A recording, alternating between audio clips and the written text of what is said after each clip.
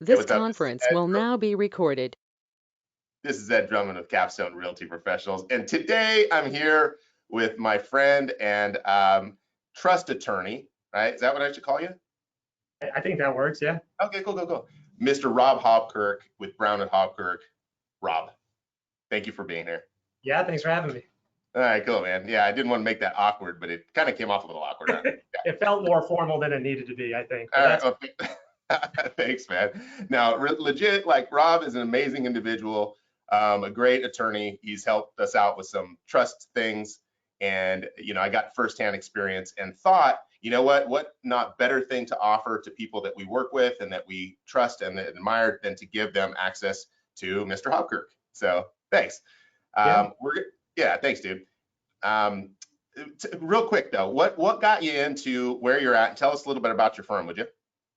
Yeah. So my partner and I have been working together for about 15 years now. I've been practicing for around 20 years. Right out of law school, I went into a small kind of estate litigation firm that did wills, trust, probate, estate litigation, and I kind of just stuck with it. So good, a good thing for me is I do what I know how to do, and I've continued to do it for this long. So my firm right now continues to do everything related to trust and estates. It's from preparing basic estate planning documents, wills, trust, powers of attorneys, all the way to handling a probate for an estate if somebody's passed away, trust administration, and then if people are fighting over estates, we handle the litigation side. And then my partner does a bit more on the personal injury side. That's kind of his specialty. Okay. And he does a bit of, I would say marital law, divorce, premarital agreements, things like that. So we have a pretty good coverage area. A lot of different things that we can do for people. Totally. All right. So from what you both are doing, from the trust side of things and what he's doing, and do they correlate? Like, do they come together? Yeah, well, hey, if you get a big settlement on a personal injury case, you should probably set up a trust to make sure that your money is being managed and then going where you want it to if you were to pass away. Divorce always creates an opportunity to update your estate plan, unfortunately. So there's some good synergy there. But my partner, Kyle, he's been practicing a bit longer than I have, and he also has a very strong foundation in estate planning, probate, all of that. So we kind of share some of that workload, and we're able to bounce ideas off of each other, and kind of help each other out. So it's nice to have that support on a day-to-day basis. That's awesome. And how long have you guys been together? How long have you been working together? I started working with Kyle back in 2006. Okay. So Hey man, that's coming up to 20 years here really soon. Yeah, I know. He's a good guy. He's originally from Lubbock, Texas, and everybody likes him. And so he's a good negotiator on personal injury because even the adjusters just like talking to him, and he's an easy guy to get along with. That's awesome, man. Yeah. Well, hey, thanks again for being on here. I want to let people know, like, legit, like, I'm going to ask Rob a series of questions, and we think they're the questions that we get the most often, either from Rob's side or mine or both, honestly. I do tend to honestly want a lot of people to talk to a trust attorney when they're going through the process of maybe selling property or tying it up into families or talking through it and making sure that things are aligned before you need to kind of pay attention to what's on the paper.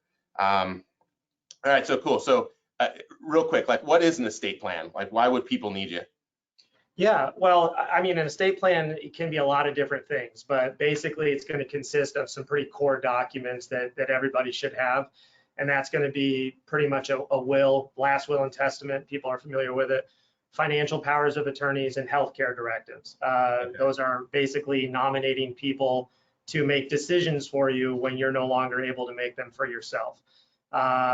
If you don't have these documents, it's going to lead to a number of legal proceedings that are costly, time consuming.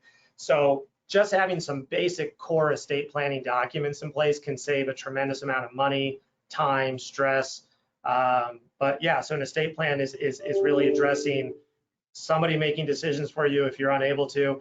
And then the other part of it is going to be directing where your assets are going to go and who's going to handle your estate if you were to pass away. So that's kind of the basics of an estate plan.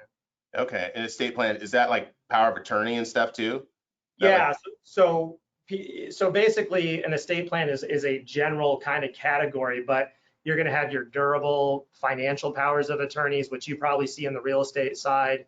Okay. People probably sign documents on behalf of mom and dad using a power of attorney. The power of attorney lets them deposit money into mom and dad's bank account. It's also going to be your healthcare directive. So if you're incapacitated, you're naming somebody who can consent to treatment, medication for you.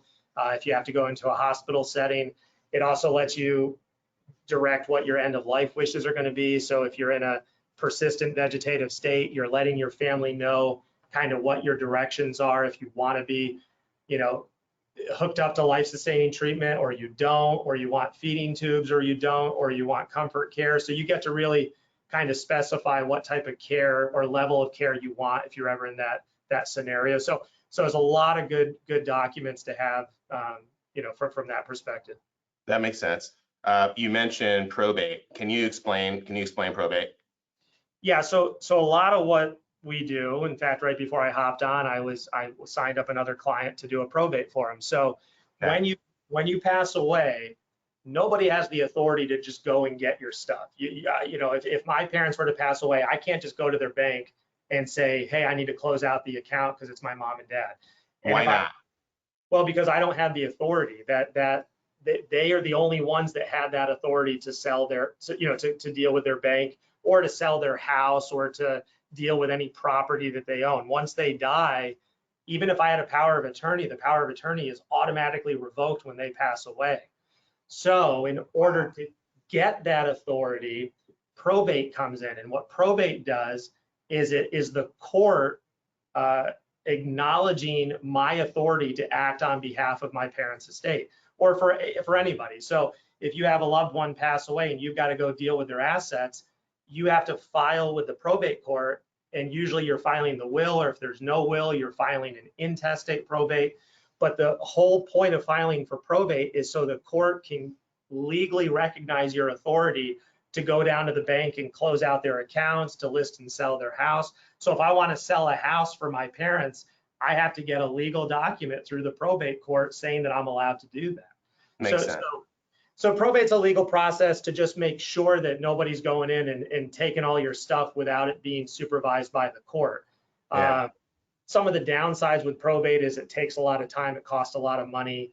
There's How much time does it take? I would say minimum 6 months for probate, but they can take anywhere to 2 years, depending on how much work needs to be done. Okay.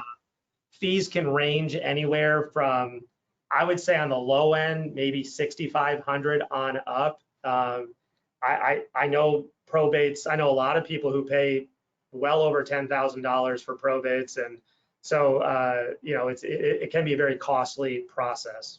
Wow. So with an estate plan built correctly, does it avoid probate, or what happens?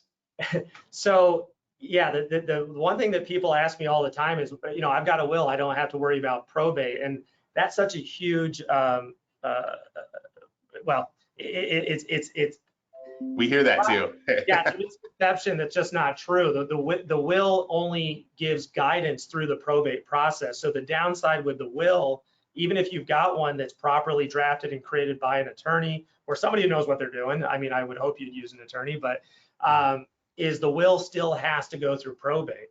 So a will can be a very effective thing because it directs where you want your assets to go. It allows you to nominate the person you want to handle the administration of your estate, but that all has to be approved by the probate court. Okay. So when people come in with wills, we might encourage them to consider some other options, and that's where we get into the potential of setting up a living trust.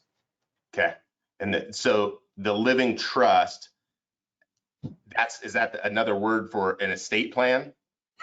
Yeah. So to make this super confusing to everybody, there's multiple ways you can do stuff, and you can leave assets through a will. You can leave assets through beneficiary designations. Arizona lets you do a beneficiary deed for property, so you can actually leave real estate to somebody automatically on death through a beneficiary deed. But there's another option, which is a trust. So a trust acts very similar to a will. You can name somebody to manage your estate, and you can direct where your assets go. The key difference with a trust, though, is it does not require probate. So you can give somebody the immediate authority to step in and deal with your assets, and they don't have to go pay an attorney. They don't have to go through probate. They don't have to spend 6 months to a year going through that process. So the trust becomes typically a more preferable way to leave your assets when you pass away. Okay, so based on what you're saying, and the cost associated with probate, Yeah. it sounds like it would just make more sense, even if there's a will, for people to get a trust built with a reputable attorney than to deal with probate, because it will be cheaper. Is that the case? Yeah, I mean, that works. I like that generalization. I mean, there's just so many other benefits that a trust can offer. So even though the cost of a trust is less, it's less than what probate's going to cost you, there's so many more benefits that you can garner from having a trust. So not just bypassing probate, but if you've got minor children involved, you can set it up where all of your assets funnel into your trust, and then you can put parameters on when the kids can get money. That's amazing. What the money can be used for. You can make sure it's there for education until the kids are older. So those are huge benefits of having a trust. There are some tax advantages that I won't get into the weeds too much with tax stuff, but thank you. Yeah, nobody likes talking about taxes. So, but yeah, so it's not just, I mean, even if the cost of a trust was excessive, which I don't think that it is, I think it's a very reasonable cost compared to the benefits you get. There's just so many more advantages a trust can offer than just having a standard will in place. Totally, and I believe that. Like after sitting with you, like I get the value for sure. I appreciate it. I like what you're bringing. This is super helpful for a lot of our clients because they're going to have these questions, you know what I mean? Yeah. And they do. And I think the big differentiator in understanding that the trust is like Tim, a quick question. Okay. Kind of a loaded question. Why wouldn't somebody want to trust? So there's circumstances where I don't think a trust makes sense. And what? Well, and so my goal when somebody comes in is to kind of assess their situation and not necessarily push them into a path that I don't think is going to work for them. I mean, my goal isn't to try to charge them as much as I can. It's to try to find the right setup. So let's say I get an older single client in here, maybe a widow who has one kid and the kid is joint on all of the bank accounts. Maybe the parent is in assisted living or doesn't have any property, real estate. And so, if we can set it up where the will is there, but it doesn't even have to go through probate, it's just kind of a backup plan.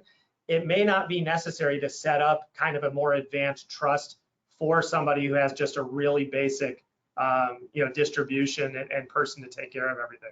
Okay, but in that situation, it sounds like the example you just gave, those people had already really structured it accordingly so that they don't have to worry about that because there's maybe joint accounts and that type of thing, right? Yeah, so you can go in and set things up. I mean, there are some really easy things that you can do without having to go to an attorney to make sure your assets are passing to people. Now, it might not get you a plan B and a plan C, but I mean, just jointly holding assets, adding the right people to your beneficiary designations, those are all ways to do that as well. But, back to talking about what you do and helping people with real estate, I mean, that's where I think a trust can also provide a lot of benefits too, because, the house is going to be a huge investment for people. I mean, for most people, it's their largest investment. Setting that up and funneling that into a trust where you can name a single person to manage it if you're incapacitated or you pass away. You can have it divided up however you want. If it's a rental property, we can help people with setting up LLCs to limit personal liability exposure in connection with the rental. We can have the LLC owned by the trust. And that way you're bypassing probate, but you're getting the liability protect. So there's just so many different things you can do to help protect yourself and make sure that your assets and your estate is going the way you want it to. But Yeah. a lot of thought goes into each of those steps. That's awesome, man. You guys, you know, the help that you provide and what you help our clients with is just amazing. Everyone we've referred you to flipping loves you. So Thank you. thanks for taking care of the Capstone family, brother. Hey, I do the best I can do. Yeah, no, you do great. Hey, and I give you mad props. Like Rob has done amazing work for my family and I. We were in a very tough situation, and Rob knows it intimately. But where things could have been different is if, you know, generations previous could have had the conversation with Rob so that we weren't stuck with a very, very challenging situation. And you know, and it's like, you know, you don't want to leave I don't want to leave my kids with a tough, challenging situation. You know what I mean? I want to leave them in the best position possible. That's what Rob can help with. Yeah, and that's what you're kind of paying for is, you know, in setting this up is giving, it's peace of mind for you, but it's making sure you're not leaving a mess for the people, you know, that you're leaving behind. And that's a really nice thing to do to for your family. For sure, man, for sure. Yeah. Rob, thanks, dude. I totally appreciate you. Yeah, you do amazing things for our clients, and yeah. Well, you're pretty amazing too, Ed. Thanks, dude. Capstone endorsed. Look, I'll throw. We got to get you like a Capstone endorsed sticker. Yeah, put it on. Right on the page. Boom. Cool. Thanks for being on here, man. Thank you again, Rob Hobkirk with Brown and Hobkirk. We hope that our clients will reach out if they have questions. Yeah. Hey, what's the best way for them to reach you, by the way? Yeah, so our website is just www. I don't know if you need to say www anymore, but it's www.brownhobkirk.com. Our phone number's on there. Call our office. Schedule an appointment. We do free consults on all estate planning matters. So if you just want to have a conversation, but getting on the calendar is going to be the easiest way. Calling our office and my calendar, I always have openings. So, you know, just give us a call. Awesome. Thanks, Rob. Yeah, you're welcome, Ed.